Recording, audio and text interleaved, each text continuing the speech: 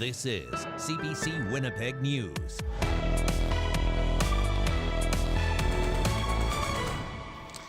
Good evening and thank you for joining us. Winnipeg is inching closer to searching a landfill north of the city. The ultimate goal would be to find the remains of two women who were murdered by a suspected serial killer.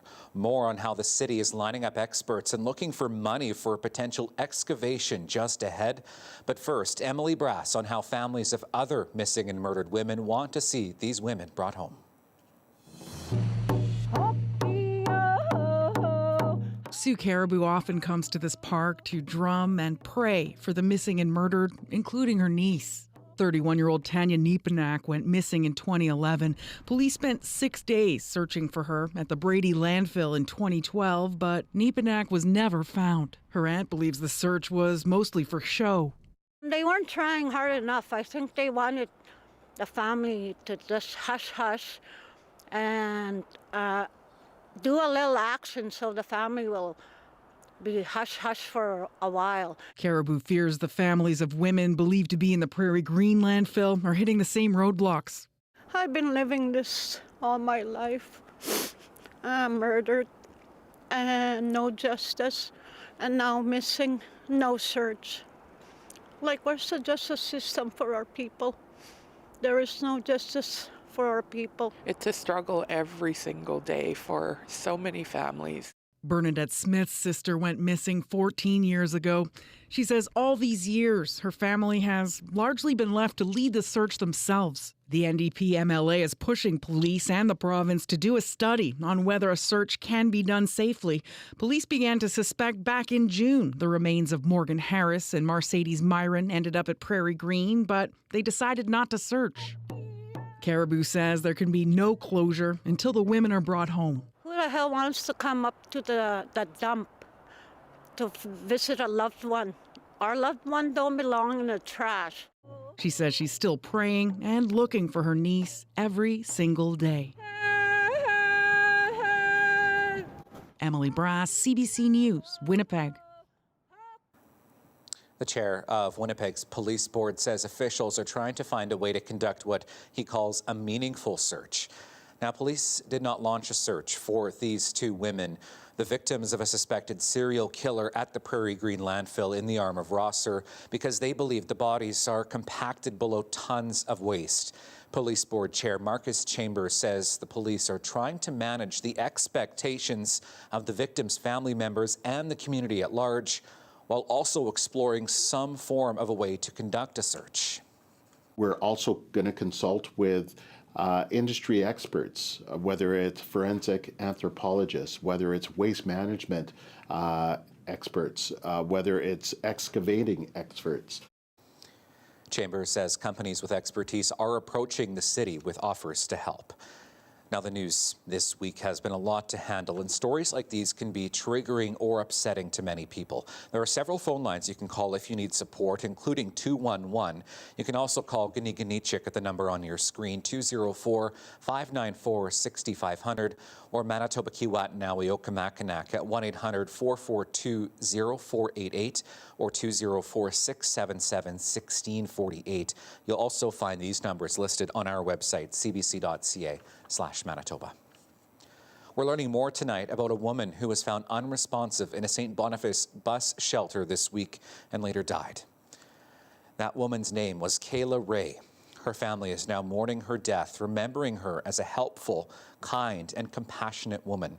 The 27-year-old's family says she died of cardiac arrest.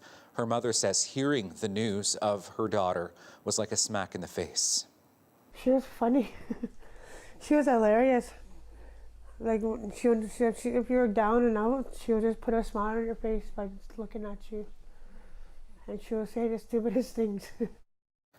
Most recently, Kayla was living at the home of an aunt in the city and helping out at a shelter for homeless people. Canada's premiers are repeating their call for more health care funding from the federal government, and they are demanding swift action. We'll get that story from the CBC's Ian Fraze. Manitoba Premier Heather Stephenson says it's urgent. Premier Doug Ford from Ontario says nothing could be more important. They're demanding a meeting with the Prime Minister in January. All premiers want to press Justin Trudeau for more health care funding. The feds say they're willing to increase funding, but want provinces to meet their conditions, like better data collection. Stephenson is the chair of the partnership between premiers. She says as premier, she's already accountable to residents and patients for the money spent. We know, what is needed within our areas, and we are accountable. I know I'm accountable certainly every day, and our Minister of Health is every day when we go out and we make changes or we do things in our healthcare system, and that's the way it has to be. Other premiers stress they need the flexibility to spend the additional money as they see fit. The provinces want Ottawa to cover 35% of their health budgets. The feds pay a 22% share right now and cover other projects on top of that. Ian Fraze, CBC News, Winnipeg. Let's start the weekend with something good now. Children staying at the Children's Hospital in Winnipeg are going to be staying a bit warmer this holiday season thanks to a group from the Swan River Valley and beyond. I put out a challenge to my quilting friends the beginning of October. I asked if they would create the top and supply the backing of the superhero quilt. I would supply the batting that goes on the inside. I would quilt them for them and bind them and deliver them here to the Children's Hospital. Jocelyn Marchuk and 20 other women made these superhero quilts that were donated to HSC Children's today. She says the decision to make the quilts was a personal one after seeing some children from her community diagnosed with cancer. Our whole community was affected, right? Because as soon as it hits children, it just seems so awful. And so I just wanted to do something kind for them and hope that the rest of the world would maybe be inspired to do something kind as well. Marchuk delivered almost 24 quilts to HSC this morning. She says she wants to spread joy to children who might not be spending the holidays at home. Those are very lovely. You can see more on that story on our CBC Manitoba YouTube page. A misty day today, your weekend forecast after this. Date is brought to you by Capital Ford Lincoln. 22 model clear out is on now.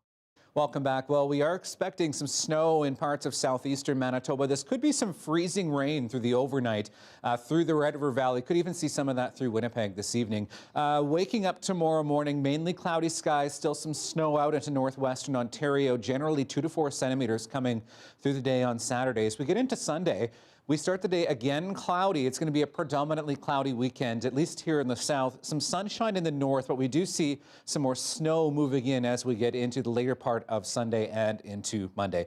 Looking at our temperatures as we wake up in the morning on Saturday, warming up through the night to single-digit highs or single-digit morning lows, -3 in Winnipeg tomorrow morning. Bit cooler out to the west as we get into the afternoon, dancing around that freezing mark, -4 in Winnipeg, -8 in Brandon through the afternoon. A bit cooler in the north. We're expecting some of that snow through the weekend. Look at your 7-day forecast now. We are expecting some sunny breaks through the later part of the afternoon tomorrow. Risk of freezing drizzle in the morning. Then we have that chance of flurries on Monday. And again on Tuesday, a chance of light snow on Wednesday, not a whole lot of sunshine through the later part of next week. We do see temperatures falling as we get toward next Friday. And that is your late news for this Friday. Thank you for being with us this week. Have a great weekend and take care.